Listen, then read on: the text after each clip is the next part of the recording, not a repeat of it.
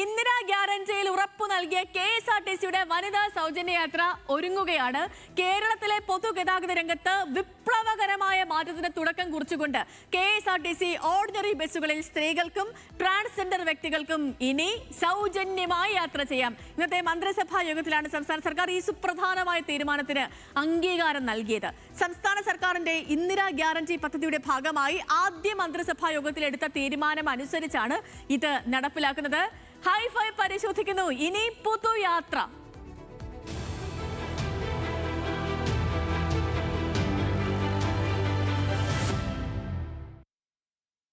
പ്രായഭേദമന്യേ എല്ലാ സ്ത്രീകൾക്കും ട്രാൻസ്ജെൻഡർ വ്യക്തികൾക്കുമായി KSRTC ബസ്സിലെ ഓർഡിനറി സർവീസുകളിലെ ബസ്സുകളിൽ സൗജന്യ യാത്രാ സ്കീം ജൂൺ 15 മുതൽ നടപ്പിലാക്കുന്നതിന് അതിനുള്ള അംഗീകാരം നൽകാൻ വേണ്ടി തീരുമാനിച്ചു.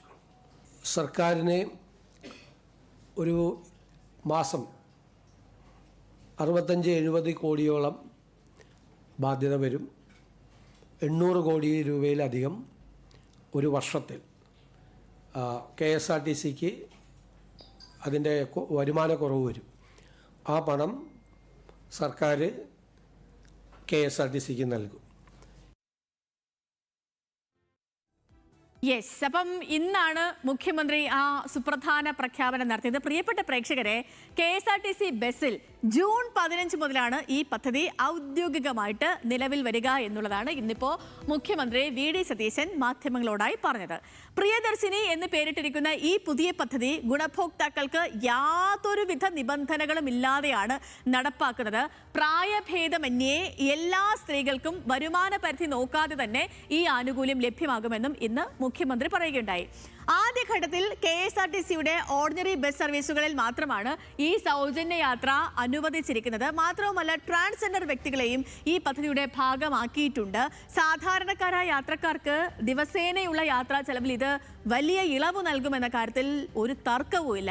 ഇനി ഇത്തരമൊരു വമ്പൻ പദ്ധതി നടപ്പാക്കുമ്പോൾ സ്വാഭാവികമായിട്ടും സർക്കാരിനും KSRTCക്കും ഒക്കെ വലിയ സാമ്പത്തിക ബാധ്യത നേരിടേണ്ടി വരുമെന്നാണ് കണക്കുകളൊക്കെ സൂചിപ്പിക്കുന്നത്. നോക്കൂ, പ്രതിമാസം ഏകദേശം 65 മുതൽ 70 കോടി രൂപ വരെയാണ് ഈ പദ്ധതിക്ക് വേണ്ടി അധികമായി സർക്കാരിന് ചെലവ് വരാനായിട്ട് പോകുന്നത്. അപ്പം ആ കണക്കുകളിലേക്കാണ് ഇനി നമ്മൾ കുറച്ച് കാര്യമായിട്ട് തന്നെ പോകുന്നത്. നമ്മുടെ സംസ്ഥാനത്തുടനീളം KSRTCക്ക് 4609 ബസ്സുകളാണുള്ളത് കേട്ടോ. ഇപ്പൊ തിരുവനന്തപുരം, അതേപോലെ കൊല്ലം, പത്തനംതിട്ട, ആലപ്പുഴ, ഇടുക്കി, കോട്ടയം, വയനാട് ഈ ജില്ലകളിലൊക്കെയാണ് ഗണ്യമായ രീതിയിൽ KSRTC ബസ് സർവീസ് നടത്തുന്നത്. ശരാശരി 20 ലക്ഷം യാത്രക്കാരാണ് ഈ സർവീസുകളെ, KSRTCയുടെ ഈ സർവീസുകളെ ആശ്രയിക്കുന്നത്. പരമാവധി ശരാശരി 20 ലക്ഷത്തോളം പേരാണ്. 2026 ജനുവരി മാസത്തിലെ റിപ്പോർട്ടുകൾ പ്രകാരം നമ്മുടെ കേരളത്തിലെ പൊതുമേഖലാ സ്ഥാപനങ്ങളിൽ തന്നെ ഏറ്റവും കൂടുതൽ നഷ്ടം നേരിടുന്നത് KSRTC ആണ് കേട്ടോ. പ്രതിവർഷം KSRTCയുടെ നഷ്ടം എത്രയാണെന്ന് അറിയാവോ? 1580 കോടി രൂപയാണ്. 1580 കോടി രൂപയാണ് പ്രതിവർഷം KSRTC നഷ്ടത്തിൽ പോയിക്കൊണ്ടിരിക്കുന്നത്.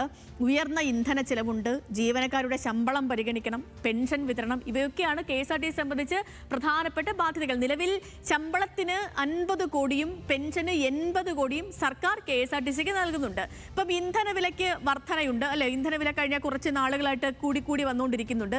അപ്പോൾ അതുകാരണം 3 കോടിയുടെ അധിക ബാധ്യത കൂടി KSRTC വരുന്നുണ്ട് ഇന്ധനവില വർധനവ് കാരണം. നിലവിൽ ഓർഡിനറി ബസ്സിൽ മാത്രമാക്കിയാണ് ആദ്യഘട്ടം എന്ന പേരിൽ ഈ പ്രിയദർശിനി നടപ്പിലാക്കുന്നത്.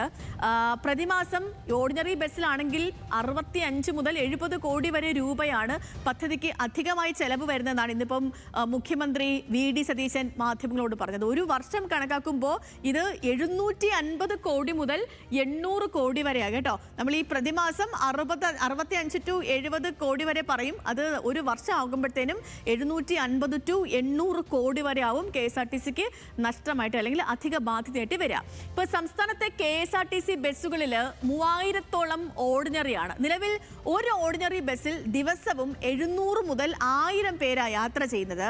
സൗജന്യ യാത്രയുടെ ഗുണം ലഭിക്കുക പക്ഷേ കുറച്ച് ജില്ലകളിൽ മാത്രമേ. നമ്മൾ നേരത്തെ കാര്യമായിട്ട് തന്നെ പറഞ്ഞതാണ് ഏതൊക്കെ ജില്ലകളിലായിരിക്കും എന്ന്. ഇപ്പോൾ KSRTC കൂടുതലും സർവീസ് നടത്തുന്ന ജില്ലകൾ തിരുവനന്തപുരം, അതേപോലെ കൊല്ലം, പത്തനംതിട്ട, ആലപ്പുഴ, ഇടുക്കി, അതേപോലെ കോട്ടയം, വയനാട് ഈ ജില്ലകളിലൊക്കെയാണ് ഗണ്യമായ രീതിയിൽ KSRTC സർവീസ് നടത്തുന്നത്.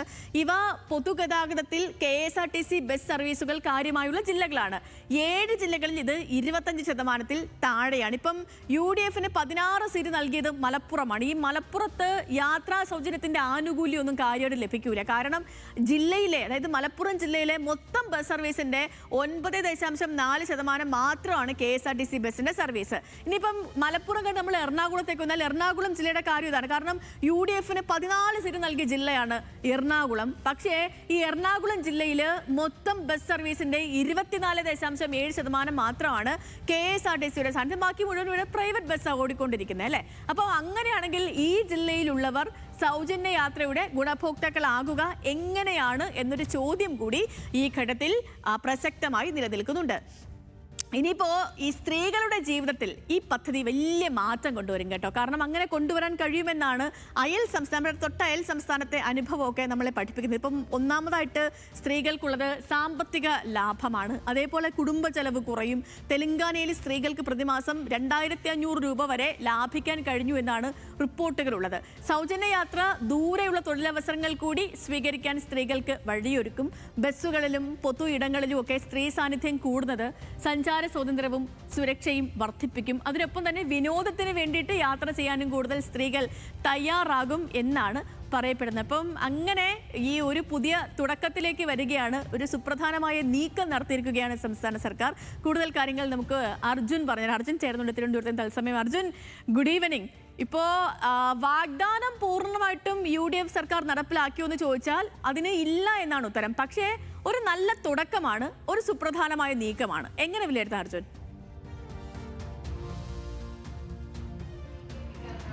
സേതു പറഞ്ഞത് തന്നെയാണ്. ഒരു വാഗ്ദാനം തെരഞ്ഞെടുപ്പിന് തൊട്ട് മുൻപ് ജനങ്ങൾക്ക് മുൻപിൽ വെച്ചു. അതിൻ്റെ ഒരു തുടക്കം എന്ന നിലയിലേക്ക് ഇതിനെ കാണാം എന്നുള്ളത് തന്നെയാണ്. ആദ്യഘട്ടത്തിൽ ഓർഡിനറി ബസ്സുകളിൽ എന്ന് പറയുമ്പോൾ അത് തെക്കൻ ജില്ലകളിലൊക്കെ വലിയ ഗുണം ചെയ്യുന്ന പദ്ധതിയാണെന്നുള്ള കാര്യത്തിൽ സംശയമില്ല. കാരണം ഏറ്റവും കൂടുതൽ സ്ത്രീകൾ ഉൾപ്പെടെ തിരുവനന്തപുരത്തൊക്കെ ഏറ്റവും കൂടുതൽ ആളുകൾ എന്നും ഉപയോഗിക്കുന്ന സർവീസ് തന്നെ KSRTC ആണ്. അതുകൊണ്ട് തന്നെ തിരുവനന്തപുരം തൊട്ട് കൊല്ലം ഉൾപ്പെടെയുള്ള ഈ തെക്കൻ ജില്ലകളിലൊക്കെ ഇത് വലിയ ഗുണം ചെയ്യും എന്നുള്ള കാര്യത്തിൽ സംശയമില്ല. അതേസമയത്ത് മലബാറിലേക്കൊക്കെ വന്നു കഴിഞ്ഞാൽ ഓർഡിനറി ബസ്സുകൾ എന്ന് പറയുന്നത് തന്നെ ഏറ്റവും അപൂർവമാണ്.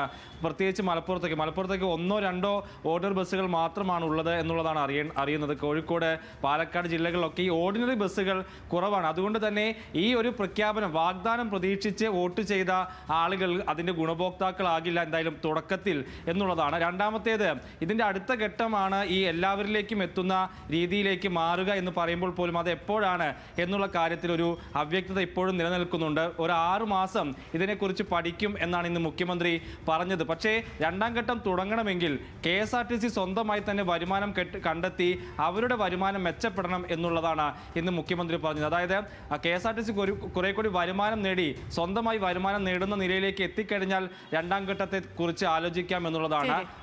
സർക്കാരിന്റെ സഹായം രണ്ടാം ഘട്ടത്തിലേക്ക് നീട്ടുന്ന കാര്യത്തിൽ ഒരു തീരുമാനത്തിലേക്ക് എത്തിയിട്ടില്ല എന്നുള്ളതാണ് ഇതിലൊരു പ്രധാനപ്പെട്ട കാര്യം.